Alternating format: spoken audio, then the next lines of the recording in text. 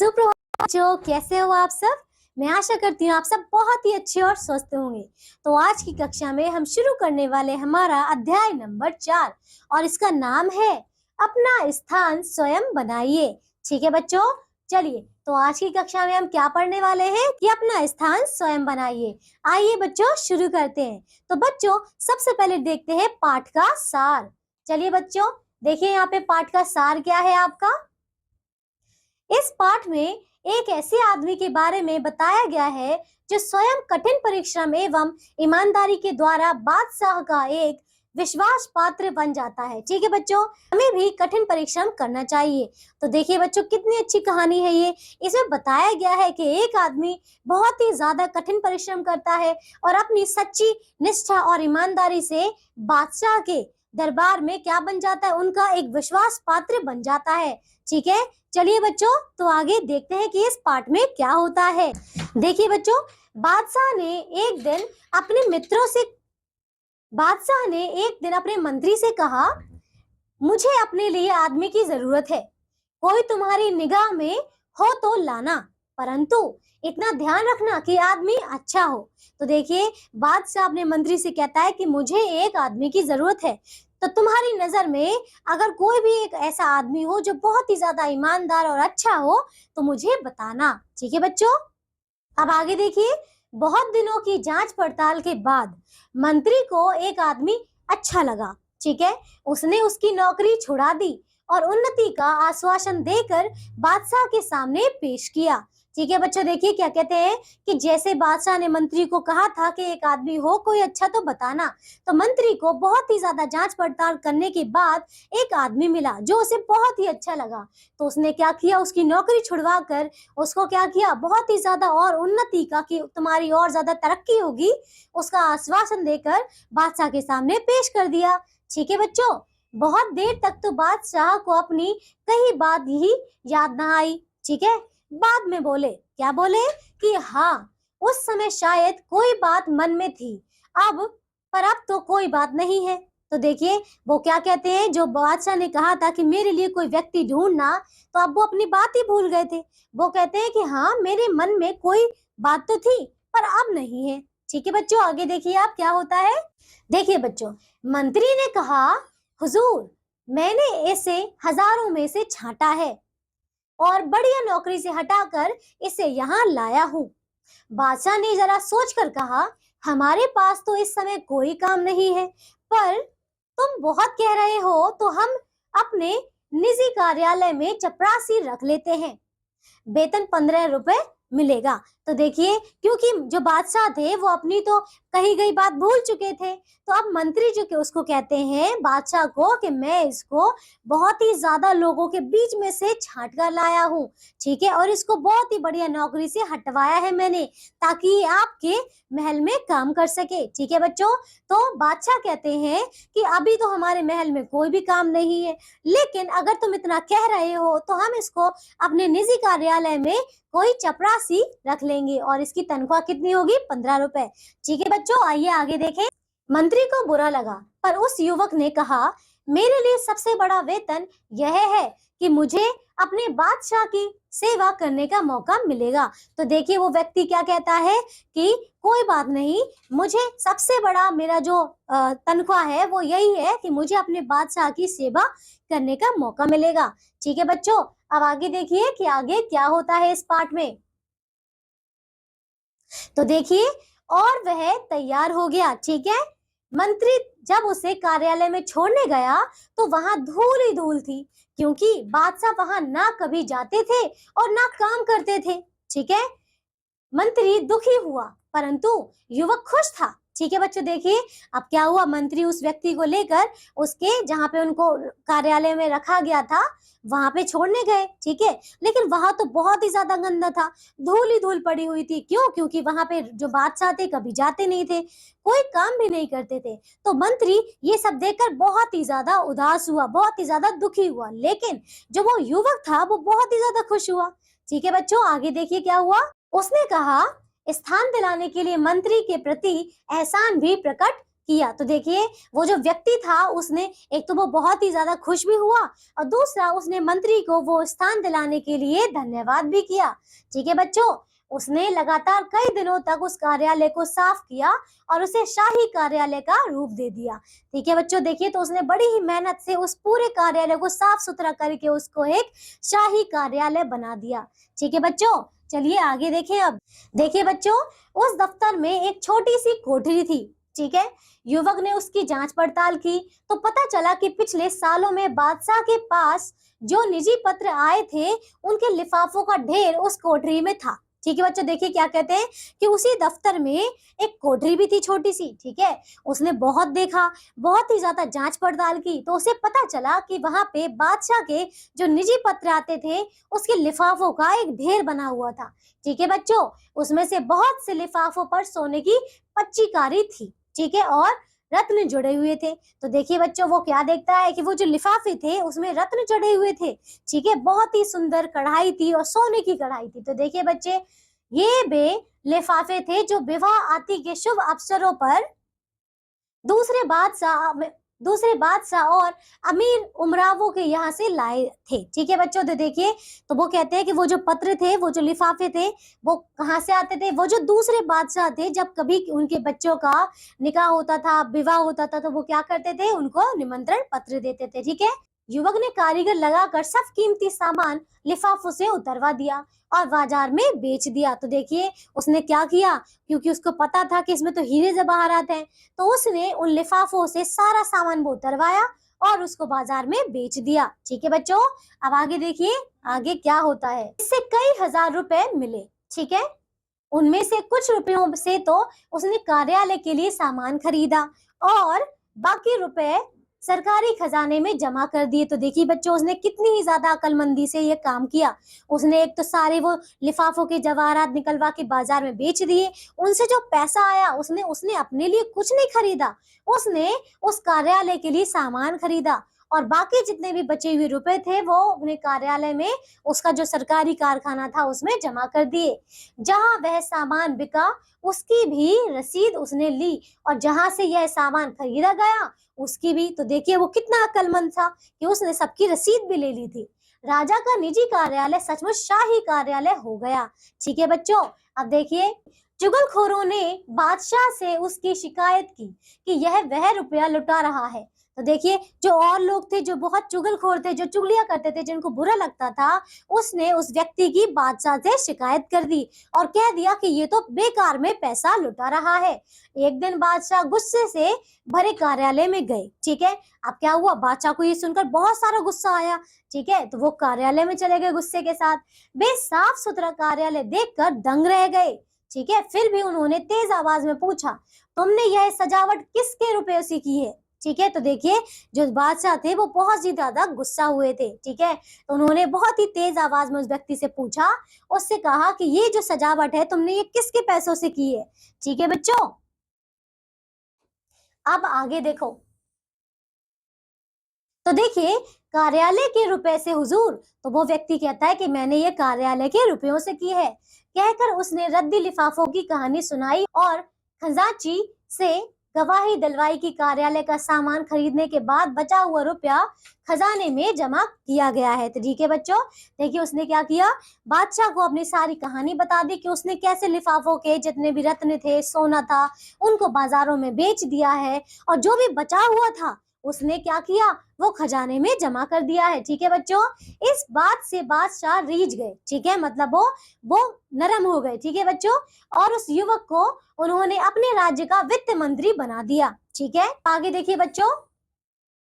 देखिए तो दूसरे मंत्री इससे परेशान हुए। ठीक है, क्योंकि ना वह बेईमानी करता था ना करने देता था। तो देखिए वो व्यक्ति कितना अच्छा था कि वो खुद भी बेईमानी नहीं करता था और दूसरों को करने भी नहीं देता था। तो जो भी मंत्री बादशाह के पास जाता किसी ना किसी बहाने उस युवक की शिकायत करता। ठीक है, जिससे कि वह बादशाह की नजरों से गिर जाए। तो देखिए सभी लोग जो उससे जलते थे, जो उससे बुरा समझते थे, वो क्या करते थे, बादशाह के पास जाकर उसकी शिकायत करते थे ताकि वो बादशाह की नजरों में गिर जाए और उसको वो काम से निकाल दे। ठीक है बच्चों, अब आगे देखो। तो देखिए एक दिन रात में 2 बजे बादशाह ने अपने सेनापति को बुलाकर कहा, हमारे सब मंत्रियों को उनके घरों से उठाकर इस कमरे में ले आओ। ठीक है बच्चों, लेकिन वे जिस हालत में हो उसी हालत में लाई जाएं। ठीक है बच्चों, तो देखिए जो एक रात को बादशाह क्या कहते हैं, अपने सेनापतियों को बुलाकर उनको ये हुक्म देते हैं कि सारे मंत्रियों को उनके महल में उठा लाएं और वे जिस भी हालत में हो उसी हालत में ले आएं। ठीक है बच्चों, उसी हालत में लाएं। समझ लो हमारे हुक्म को। ठीक है बच्चों, अगर कोई पलंग पर सो रहा हो तो उसे पलंग सहित ज्यों का त्यों लाया जाए, और कोई कालीन पर बैठा चौपड़ खेल रहा हो तो उसे कालीन समेत लाया जाए। तो देखिए वो कहते हैं कि जो जिस भी हालत में उसको उठा लाए। ठीक है, चाहे वो पलंग पर हो, चाहे वो नीचे बैठकर चौपड़ खेल रहा हो, कैसे भी हो उसको बस उठा लाए। ठीक है बच्चों, अब चलिए आगे देखें। कोई 1 घंटे में सभी बादशाह के बड़े कमरे में आ गए। ठीक है, अब वो सभी लोग आ गए। 8 में से 7 मंत्री नशे में थे। ठीक है, उनमें से कुछ जुआ खेल रहे थे। ठीक है, तो बहुत सारे मंत्रियों को जब लेकर आते हैं तो उनमें से वो जो सारे मंत्री थे उनमें से 8 तो थे, उसमें से 8 में से 7 मंत्री क्या थे, वो बहुत ही ज्यादा नशे में थे और कुछ लोग तो जुआ भी खेल रहे थे। ठीक है बच्चों, अब आगे देखो कि आगे क्या होता है। तो देखिए बच्चों, चौकी पर बैठे दिए की रोशनी में कोई कागज देख रहे थे। ठीक है, सब मंत्री बहुत लज्जित हुए। तब बादशाह ने वित्त मंत्री से पूछा, जनाब रात के 2 बजे किस कागज में उलझे हुए थे। ठीक है, तो वो क्या हुआ कि वो सभी लोग जिस भी हालत में थे वो आ गए थे। तो कुछ लोग अपनी चौखट पर बैठकर एक कागज देख रहे थे। तो बादशाह ने पूछा अपने वित्त मंत्री से कि तुम वहां पे कौन सा कागज देख रहे हो। ठीक है, चलिए तो अब क्या उत्तर मिलता है आइए देखें। तो देखिए बच्चों, वो कहता है उसने उत्तर दिया, हुजूर दूर के इलाके से इस साल का जो राज कर आया है उसमें पिछले साल से 1 पैसा कम है। ठीक है, तो बार बार देख रहा था कि जोड़ में भूल है या सचमुच पैसा कम है। तो देखिए वो व्यक्ति बताता है, वित्त मंत्री बताता है कि राज से जो पैसा इकट्ठा हुआ था उसमें 1 रुपए कम है। ठीक है, अब वो फिर से उसको दोबारा से जोड़ रहा था कि कहीं उसकी जो उसने जोड़ने में गलती तो नहीं कर दी। ठीक है बच्चों, चलिए आगे देखते हैं अब। तो देखिए बच्चों, बादशाह ने अपनी जेब से एक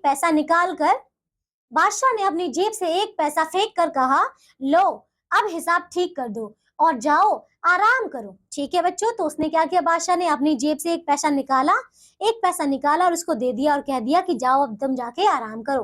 वित्त मंत्री ने नम्रता के साथ पैसा वापस करते हुए कहा, हुजूर पैसा तो मैं भी डाल सकता था, पर यदि पैसा कम है तो उसके लिए पूछताछ ना हुई तो इससे अफसरों में ढील और बेईमानी पैदा होगी। ठीक है, बादशाह बहुत खुश हुए और उन्होंने उस युवक को अपनी प्रधानमंत्री बना दिया। तो देखिए अब क्या हुआ, जैसे ही उसने बादशाह ने एक पैसा डाला और कहा कि जाओ जाके आराम कर लो, तो वो व्यक्ति कहता है बादशाह से कि अगर आपने इस पर जांच पड़ताल नहीं की तो फिर सारे जो अफसर हैं वो तो ढील मिल जाएगी उन्हें, और वो क्या करेंगे, बेईमानी करेंगे। वो ये सोचेंगे कि राजा तो कुछ कहता ही नहीं है, तो वो जितनी मर्जी चाहे उतनी मनमानी करेंगे और बेईमानी करेंगे। ठीक है बच्चों, तो इस बात को सुनकर बादशाह बहुत खुश हुए और उन्होंने उस युवक को अपना महल का प्रधानमंत्री बना दिया। ठीक है बच्चों, चलिए तो ये अध्याय पूरा हुआ। आइए अब इसके कुछ शब्दार्थ करते हैं। ठीक है बच्चों, चलिए देखिए शब्दार्थ। देखिए, निगाह मतलब दृष्टि या नजर, जांच पड़ताल मतलब खोजबीन, उन्नति मतलब उत्थान या प्रगति, आश्वासन मतलब तसल्ली, निजी मतलब व्यक्तिगत, अपना निजी मतलब व्यक्तिगत या अपना, एहसान मतलब कृतज्ञ या उपकार, शाही मतलब राजसी, पच्चीकारी मतलब नक्काशी, रत्न मतलब कीमती पत्थर, उमराव मतलब बहुत अच्छा, चुगलखोर मतलब शिकायती, खंजाची मतलब धन का हिसाब रखने वाला, गवाही मतलब साक्ष्य, रीझ गए मतलब प्रसन्न हुए। ठीक है बच्चों, चलिए अब आगे देखते हैं भाई। तो अब आगे देखते हैं कि हमने इस पाठ में क्या सीखा। आइए बच्चों हम देखते हैं क्या सीखा। ठीक है बच्चों, देखिए पहला है वस्तुनिष्ठ प्रश्न। ठीक है, मतलब ऑब्जेक्टिव क्वेश्चंस। ठीक है बच्चों, देखिए तो पहला है सही उत्तर पर सही का चिन्ह लगाइए। देखिए बच्चों, तो पहला इसमें प्रश्न है, क कार्यालय को देखकर दुखी हुआ। कौन दुखी हुआ था बताइए, बादशाह, युवक, मंत्री या ये सभी। तो मंत्री है ना बच्चों। चलिए दूसरा करें, ख लिफाफों का ढेर कहाँ पर था? महल में, कोठरी में, शाही कक्ष में या कार्यालय में? तो ये था कोठरी में। ठीक है बच्चों। ग देखिए, रात में बादशाह ने अपने सेनापति को किस समय बुलाया? बताइए, 4 बजे, 5 बजे, 2 बजे या 3 बजे? तो इसका क्या उत्तर होगा बताइए। जैसे 4 बजे, 5 बजे, 2 बजे या 3 बजे? तो इसका उत्तर है 2 बजे। ठीक है बच्चों। घ देखिए, कितने मंत्री नशे में थे? 8, 7, 6 या 4? तो 7। ठीक है बच्चों। चलिए अब आइए दूसरा प्रश्न करते हैं। उचित शब्द चुनकर रिक्त स्थानों की पूर्ति कीजिए। देखिए क्या है। क है, बहुत दिनों की जांच पड़ताल के बाद डैश को एक आदमी अच्छा लगा, तो मंत्री को। दूसरा देखिए, ख, डैश की सेवा करके डैश की सेवा करने का मौका मिलेगा, तो बादशाह की। ठीक है बच्चों। तीसरा देखिए, एक दिन डैश गुस्से से भरे कार्यालय में गए, तो राजा। ठीक है बच्चों। अब देखिए, घ, बादशाह ने अपनी जेब से डैश पैसा पैसा दे दिया, मतलब ये 1 पैसा दे दिया। ठीक है बच्चों। चलिए अब करते हैं इसका तीसरा प्रश्न। सही वाक्यों के सामने सही तथा गलत वाक्यों के सामने गलत का चिन्ह लगाइए। क देखिए, युवक को अपना वेतन सुनकर बहुत गुस्सा आया। बताइए, वेतन सुनकर? गलत, ये तो बिल्कुल गलत है। ख देखिए, युवक बेईमान था, बिल्कुल गलत। ग देखिए, युवक ने अच्छा स्थान दिलाने के लिए मंत्री के प्रति एहसान प्रकट किया। यस, ये तो बिल्कुल सही है। घ देखिए, राजा का निजी कार्यालय सचमुच शाही कार्यालय हो गया, ये भी बिल्कुल सही है। ड़ा देखिए, कोई दो घंटे में सभी बादशाह के कमरे में थे, ये बिल्कुल सही है। ठीक है बच्चों। चलिए आगे देखिए, चौथा प्रश्न। किसने किससे कहा? बताइए। क, हमारे पास तो इस समय कोई काम नहीं है, ये बादशाह ने कहा था। किससे? मंत्री से। ख देखिए, तुमने यह सजावट किसके रुपए से की? ये बादशाह ने कहा था उस व्यक्ति से। ठीक है बच्चों। ग देखिए, कार्यालय के रुपए से हुजूर, ये उस व्यक्ति ने कहा था बादशाह से। घ देखिए, अब हिसाब ठीक कर दो और जाओ आराम करो, ये बादशाह ने कहा था उस व्यक्ति से। किससे? वित्त मंत्री से। ठीक है बच्चों। आइए पांचवा प्रश्न करते हैं। निम्नलिखित प्रश्नों के उत्तर दीजिए। क बताइए, मंत्री के युवक लाने पर बादशाह ने क्या कहा? बादशाह ने कहा कि अभी तो हमारे महल में कोई काम नहीं है, ठीक है, पर चलिए हम इसको अपने कार्यालय में एक चपरासी का काम दे देंगे। ठीक है। ख देखिए, कोठरी में किस प्रकार के लिफाफे थे? तो कोठरी में वो निमंत्रण पत्र थे जो दूसरे बादशाहों के महल से आए हुए थे। ठीक है बच्चों। आगे देखिए, ग, युवक ने निजी कार्यालय को शाही कार्यालय का रूप किस प्रकार दिया? तो उसने क्या किया, वो जो पत्र थे उन पर जो सोने जवाहरत के वो जो नक्काशी थी, उसने क्या किया, उनको बाजारों में बेचा, उससे जो पैसा मिला उससे सामान खरीदा और उससे कार्यालय की सजावट की। आगे देखिए, घ, चुगलखोरों की शिकायत पर बादशाह ने कार्यालय में आकर क्या किया? वो बहुत ही ज्यादा गुस्से में आए थे और उन्होंने उस व्यक्ति से पूछा कि तुमने ये सजावट किसके पैसों से की है? ठीक है बच्चों। आगे देखिए, राजा द्वारा बुलाए गए सभी मंत्री क्या कर रहे थे? बताइए। तो कोई व्यक्ति जुआ खेल रहा था, कोई व्यक्ति शराब पी रहा था और कोई व्यक्ति क्या कर रहा था? दरवाजे पे बैठकर, अपने चौखट पर बैठकर कोई कागज पढ़ रहा था। ठीक है बच्चों। आगे देखिए, च देखिए, बादशाह ने रात में अपने सेनापति को बुलाकर क्या कहा? उसने कहा कि सभी जितने भी मंत्री हैं उनको ले आओ। ठीक है। और वो जिस भी अवस्था में हो उनको उसी अवस्था में ले आओ। ठीक है बच्चों। छ देखिए, दूसरे मंत्री वित्त मंत्री की शिकायत क्यों करते थे? क्योंकि वो जो वित्त मंत्री था, वो व्यक्ति, वो ना तो बेईमानी करता था और ना करने देता था। ठीक है बच्चों। आगे देखिए, अब करते हैं भाषा ज्ञान। ठीक है बच्चों। देखिए, तो पहला है निम्नलिखित शब्दों के अर्थ लिखिए। तो पहला है एहसान। एहसान का मतलब क्या होता है? तो एहसान का मतलब होता है दया करना। ठीक है बच्चों। देखिए, ख, पच्चीकारी मतलब क्या होता है? नक्काशी, है ना, कारीगरी। ये देखिए, ग, रीझ गए मतलब प्रसन्न हो गए। जांच पड़ताल करना मतलब अभी तो हमने देखा कि बहुत ज्यादा ऐसे जानकारी हासिल करना, है ना, और उसकी और अच्छे से जांच पड़ताल करना। देखिए, निगाह, निगाह मतलब नजर। चुगलखोर मतलब जो शिकायत करता हो। ठीक है बच्चों। दूसरा देखिए, निम्नलिखित अशुद्ध शब्दों को शुद्ध करके लिखिए। जैसे कि ये क्या है? कार्यालय। तो ये क्या बनेगा? कार्यालय। इसको सही करके आपने लिखना है। ठीक है बच्चों। तो ये क्या बनेगा आपका? कार्यालय। ठीक है बच्चों। आगे देखिए, ख, नम्रता नहीं, ये होता है नर्मता। ठीक है बच्चों। आगे देखिए, ये चपारसी नहीं, चपरासी। ठीक है बच्चों, आगे देखिए प्रधानमंत्री नहीं, ये क्या है, ये होता है ऐसे प्रधान मंत्री। आगे चलिए बच्चों आगे देखते हैं तीसरा प्रश्न। निम्नलिखित शब्दों के लिंग बदलकर लिखिए, जैसे कि राजा है तो रानी, सेवक है तो सेविका, युवक है तो युवती, नौकर है तो नौकरानी। ठीक है बच्चों, आइए आगे देखें।